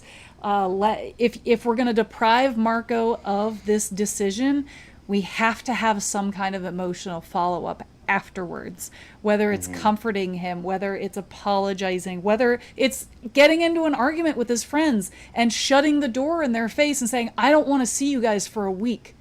I need to be alone, and just not talking to them. We could even have something like that. You know, we need to have some kind, if we're going to be deprived of this big climax and this exciting sequence, we need to have something else that's going to beef up the rest of the ending of the story. And 100%. I think it does a better service to the characters, it does a better service to the narrative, and it keeps everything feeling grounded and realistic. So those would be my choices to like change. And then the larger things of like, I still have to see now. I have to see what happens with Visser 1 to see if they even earn the fact that she's still alive. Obviously, sitting here now, I'm thinking, no, that character should be dead, and I'm upset that they didn't follow through on it. It's the same way I felt when we did the Alien. But then, people wrote in and were like, well, he's still got, Alaran still has things to do. And I'm like, all right, I get it. We're 30 books in. I've yet to see it, but sure. Okay. I guess I have to wait it out and see where the totality of the series goes. But like, that character should be dead. Obviously, I would get rid of holograms, but unfortunately, that's another one that I have to keep seeing where these things go. Yeah. But I wouldn't have the Hork-Bajir come and have the fight. I would just have the two ships fight each other. Yep. Obviously, I have to get more information about how Yeerk politics work before I change and overhaul anything. Yeah. In that department, but that's just my instinct where it goes right now. But yeah, I mean, but really, ultimately, the changes that you'd make to this in like an episodic format would really just be to capitalize on the great work that has really strong building blocks to something really consequential and emotional. That then just doesn't get capitalized on in this. Yeah. I think that's all fair, and I think those are all ways to improve the story and really bring it up to where it should be, because this is in my opinion a really good story and a really good group of ideas in a book, and it can be better. I want it to be better. Not saying it's awful. I'm not saying the authors are bad writers. I'm not saying anything like that. I'm saying it's good now. We can make it even better and bring it all together. So yeah, I'm having a really hard time like putting it in my rankings right now because again, like I think at its best it's so much more interesting than some of the other books here, and it should be in the top 5. Yeah. But then like but in talking about it especially, and really like going through beat by beat, like so many of these things are like, this is so avoidable, and I don't know. Yeah. So I don't know. I'm having a really hard time. You'll have to. I'd probably put it in maybe like the top 15, but no, it's definitely in my top 10. Yeah. I mean, some of these are like in the Time of the Dinosaurs is in my top 10. Yeah. Like, that one was fun. Some of these aren't exactly. Yeah, it's a lot of fun. But it's not going to have any of the staying power. When I remember here's the thing about this book. This is my argument for why it's definitely in the top 10. I just have to figure out where. But my argument for it is that when I think of the Animorphs again, I'm not like, when all is said and done, I'm not going to come back and be like, oh, you got to read, like, I'm looking at some of these, the Andalite Chronicles. You got to read In the Time of the Dinosaurs. Like. If I'm telling somebody, like, you're going to pick up this series, you're going to love it, I'm thinking of the moments where Marco's standing on the mountain and he whispers, I love you, and he goes to try to kill his mom. Like, that's the moment I'm thinking of. I'm not, you know what I'm saying? So it's like, it's such a pivotal book for the series. Yeah. And it's so good in so many moments. Yeah. Yeah. And then it has so many of these pitfalls where you're like, fuck, I don't know where the hell this is going to go. You'll figure it out, though. I believe you will. Yeah. Yeah. So, yeah, should we go to the next book in the series, book 31? Alrighty. The Conspiracy. The Conspiracy. This starts fine, and then... That third one is killing me. The legs. It's the third Look at one the feet. Look at the feet on the third one. Yeah, fantastic. Like you need Jesus. Like, what happened? Okay. You've seen Hereditary, right? The movie Hereditary.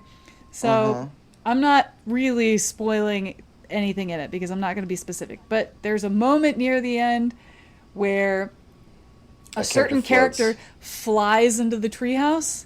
Yeah. This has that type of energy for me because when that happened in the movie, I burst out laughing because I thought it was hilarious. Just the way they floated up into the treehouse. And that's the type of energy Jake's got on the cover of this book. So what type of animal is Jake turning into on the front here? I'm assuming some sort of falcon or something, or an eagle of some sort. Peregrine falcon. I had a feeling. But yeah, no, he's morphing into Peregrine Falcon. The third image is really the one that will haunt me for all of eternity. There's just no way to really describe to you how unsettling that face Look at is. his pants. His pants into his bird it's legs. Folding back. Yeah. Oh, God. And the tagline they have, when they say, it's all in your head, believe it. Wow. Which, that's a confusing tagline. Yeah. Can we break that down for a second? Yeah, sure, that's sure. Very confusing.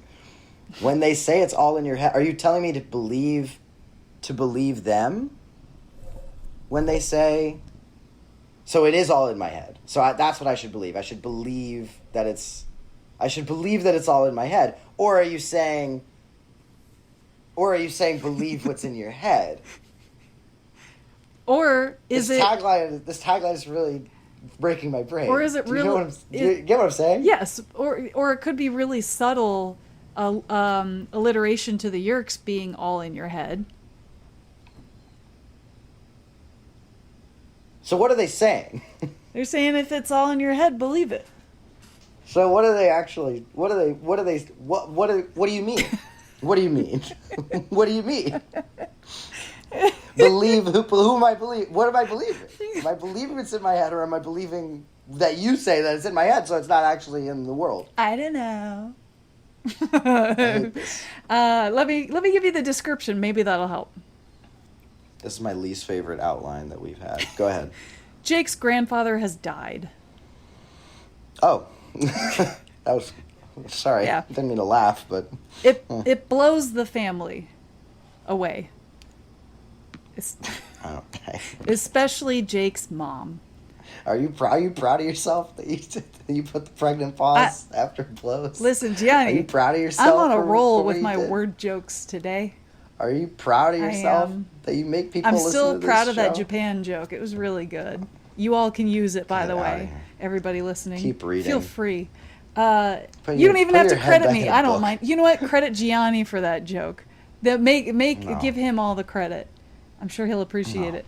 So, especially Jake's mom. She's affected by the grandparent dying. So Jake's parents decide they should all travel to the grandfather's home to help with the arrangements in another state for 3 or 4 days.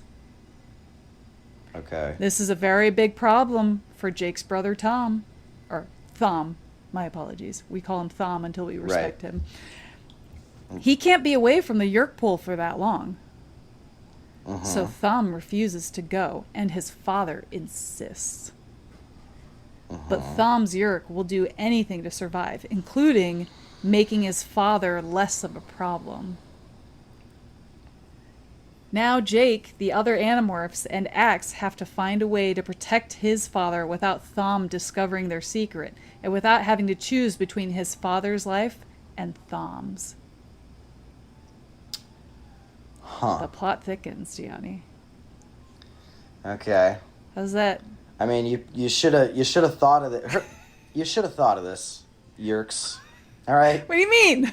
You're telling me no one else goes on vacations? No, nobody does. None of them. No.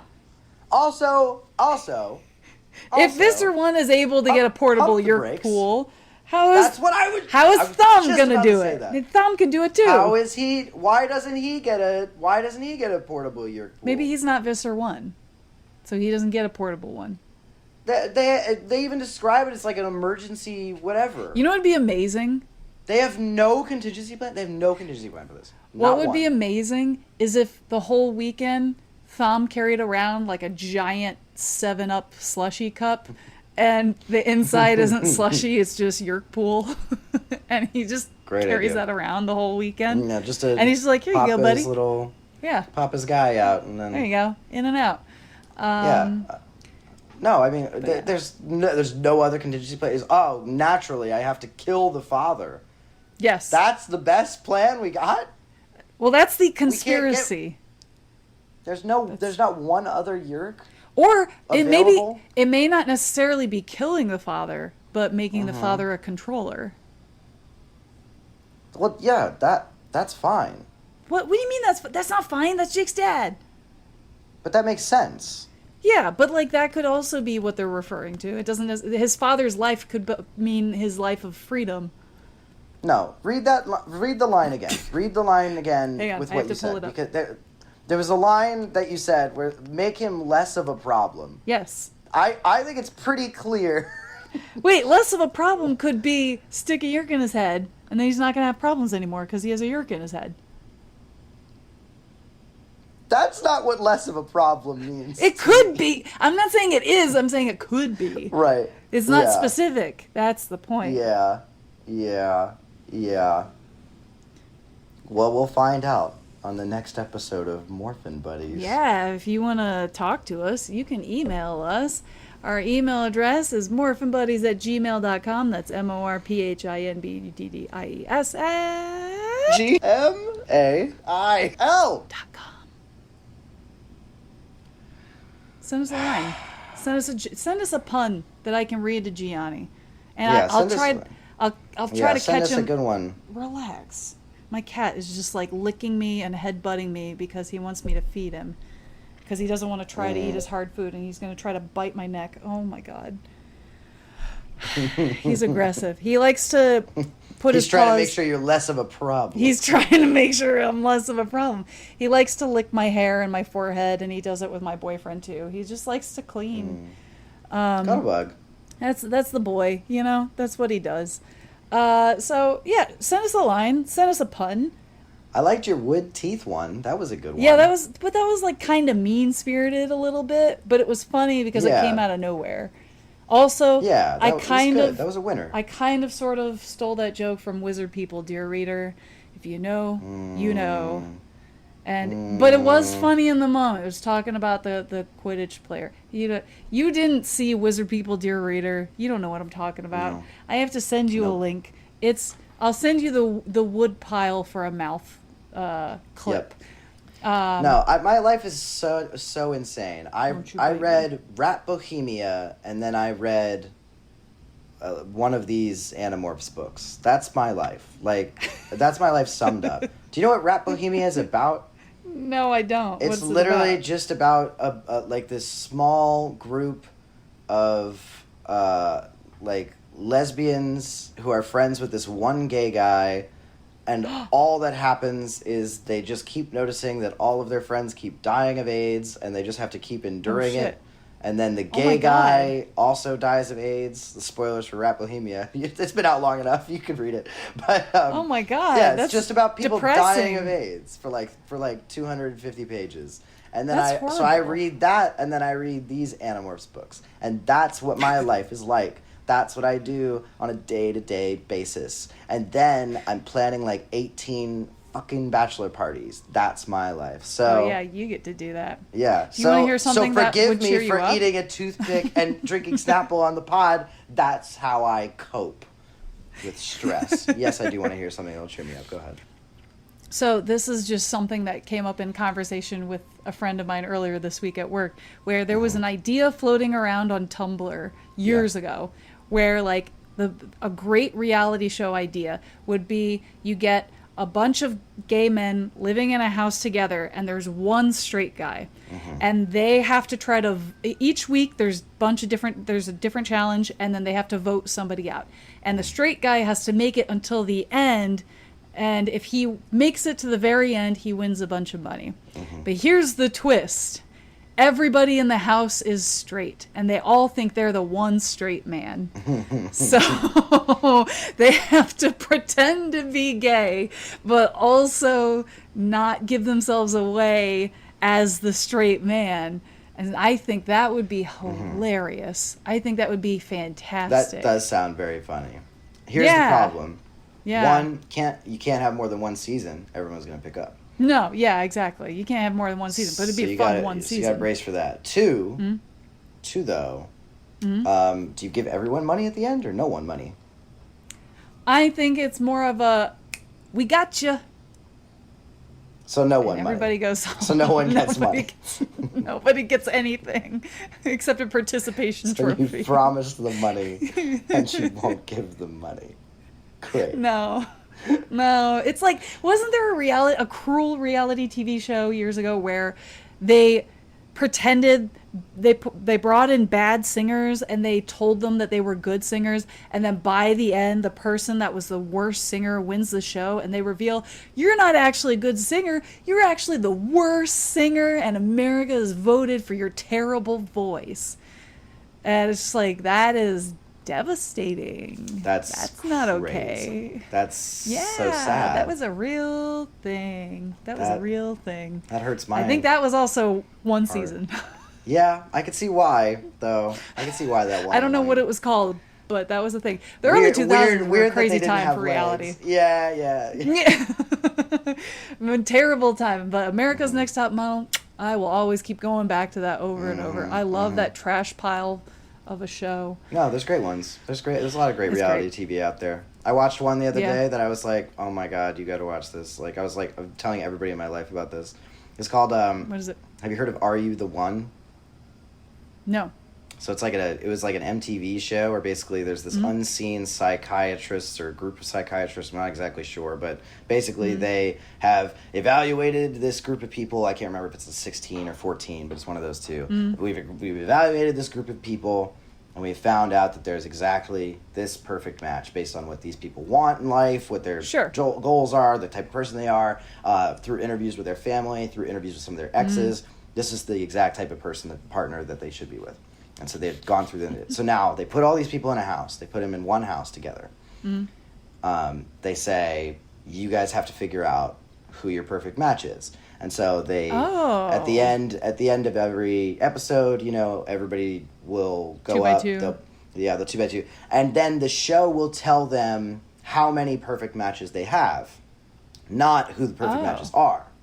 So then they have to like kind of deduce but then there's like challenges throughout the week, and then through the challenges you can select one couple a week to go into a booth where they do find out if they are or are not a perfect match.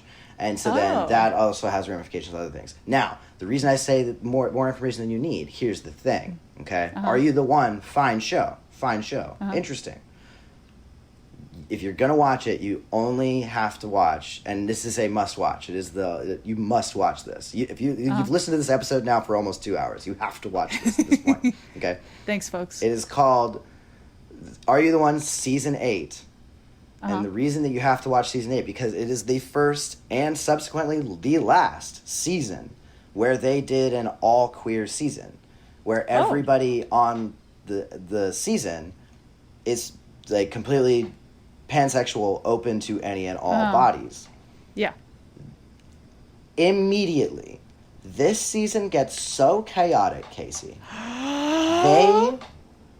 They start confessing that they love each other in the first episode. I love it. There is a fivesome that happens. Oh, I love it.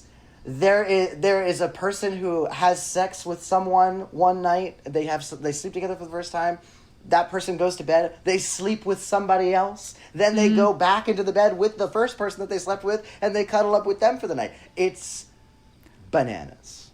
I love absolute chaos. I love gay chaos or gayos. I think it is wonderful. The gayos in this show was truly... It warmed my heart. That.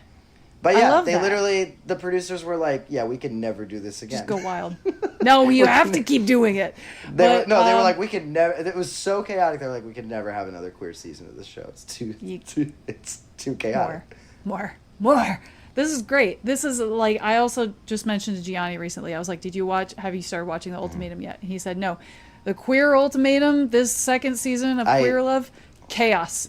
Absolute chaos. You're the second person to recommend the queer season of Ultimatum. Yeah. So you gotta just watch the gay season and the straight season. They're both just, oh my God. You're gonna love it. If you like stuff like Love Island and Love is Blind, and it sounds like Are You the One? This is like the only reality TV show that I will willingly watch and fully enjoy. Yeah. It's next on my list for sure. Yeah, I have to finish this latest season of US Love Island, which I'm on episode like 26 or something. So that's a lot. I will tell you the first episode of the first season of the Ultimatum, insane. Start there. And you're just going to get sucked in the rest of the time, just disbelievingly. So anyway, all right, we've been chatting long enough. We'll see how that goes. Yeah. Yeah. So send us an email, send us your recs, and we'll see you guys in the next episode. Morphin Buddies. Bye.